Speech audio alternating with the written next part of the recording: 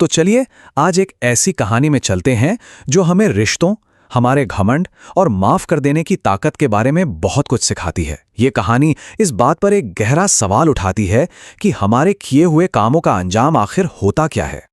कहानी की शुरुआत होती है एक ऐसी बात से जो सीधा दिल में चुभती है।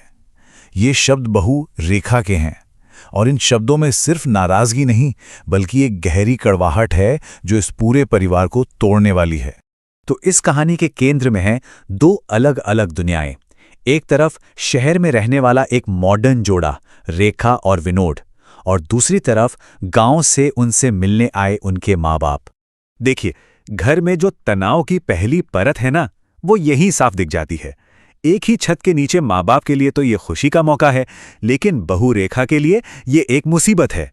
और इन दोनों के बीच में फंसा हुआ है बेटा विनोद। पर बात सिर्फ नाराजगी तक नहीं रुकती। रेखा का गुस्सा अब धीरे धीरे एक सोची समझी बेइज्जती और जुल्म का रूप लेने लगता है। ये सिर्फ एक खराब मूड नहीं बल्कि अनादर का एक पूरा सिलसिला था। ये बेइज्जती का सिलसिला कोई इत्तेफाक नहीं था। बासी खाने से लेकर सड़े फल देने तक और यहाँ तक कि उन्हें गुरुद्वारे में लंगर खाने के लिए भेज देना, हर एक कदम सोच समझकर उठाया गया था, एक गहरा जख्म देने के लिए। सोचिए, अपमान का जहर इस हद तक फैल गया था कि अब घर की नौकरानी भी बुजुर्गों को आदेश देने की हिम्मत कर रही थी। घर का माहौल इतना खराब हो चुका था कि किसी का अनादर करना अब एक आम बात बन गई थी। लेकिन कहते हैं ना, वक्त का पहिया हमेशा घूमता है। अब कहानी एक ऐसे मोड़ पर पहुंचती है जहां किस्मत का एक ही झटका इस परिवार की पूरी दुनिया को हमेशा के लिए बदलने वाला है। घमंड आखिर टूटता कैसे है? कहानी अब इसी सवाल का जवाब देने वाली है, क्योंकि जिंदगी कभी कभी हमें विनम्रता सिखाने के लिए बहुत ही अजीब रास्ते चुनती है।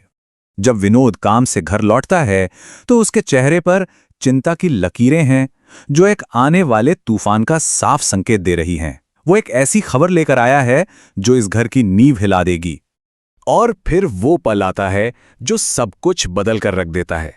विनोद की नौकरी चली गई है, परिवार की सारी आर्थिक सुरक्षा खत्म हो चुकी है। जिस शहरी जिंदगी पर, जिस पैसे पर रेखा को इतना घमंड था, वो सब एक पल में बिखर गया। अब उनकी हालत ये है कि उन्हें उन्हीं लोगों पर निर्भर होना पड़ रहा है जिन्हें रेखा ने कुछ दिन पहले ही घर से निकाल दिया था। ये किस्मत का एक अजीब ही खेल है। तो अब कहानी शहर की ठंडी दीवारों से निकलकर गांव पहुंचती है, जहां नफरत का सामना अनकंडीशनल लव यानी बिना शर्त वाले प्यार से होता है। यहां आकर दो दुनियाओं का फर्क एकदम साफ हो जाता है। एक तरफ शहर में मिली बेइज्जती और दूसरी तरफ गांव में मिला बेशुमार प्यार। जहां उसे नफरत बोई थी, वहां उसे अपनेपन का एक सागर मिला। ये सब देखकर अब रेखा के अंदर एक तूफान उठता है। ये तूफान है पछतावे का, अपनी गलती के एहसास का। रेखा का ये बदलाव एक झटके में नहीं होता। ये एहसास के कई छोटे छोटे लम्हों का नतीजा है। पड़ोसियों की तारीफ, बच्चों की शर्मिंदगी और सास का वो प्यार जो धीरे धीरे उसके घमंड की दीवारों को तोड़ देते हैं। और फिर आखिरकार वो पल आता है जब पछतावा इतना बढ़ जाता है कि रेखा अपने सास ससुर के पैरों में गिरकर अपने किए की माफी मांगती है। ये उसकी रिडेम्पशन जर्नी का यानी छुटकारे की यात्रा का सबसे बड़ा पल है। लेकिन जवाब में उसे डांट नहीं मिलती बल्कि मिलता है प्यार। माँ बाप उसे उठाकर गले से लगा लेते हैं। उनका प्यार कभी भी रेखा के व्यवहार पर निर्भर नहीं था। उन्होंने उसे डांटने के बजाय अपनी बेटी के रूप में स्वीकार कर लिया। और अंत में ये कहानी हमें एक बहुत ही गहरे सवाल के साथ छोड़ जाती है। एक घर असल में बनता किस चीज से है? पैसों से या माफ कर देने से? इसका जवाब शायद इस बात में छिपा है कि हम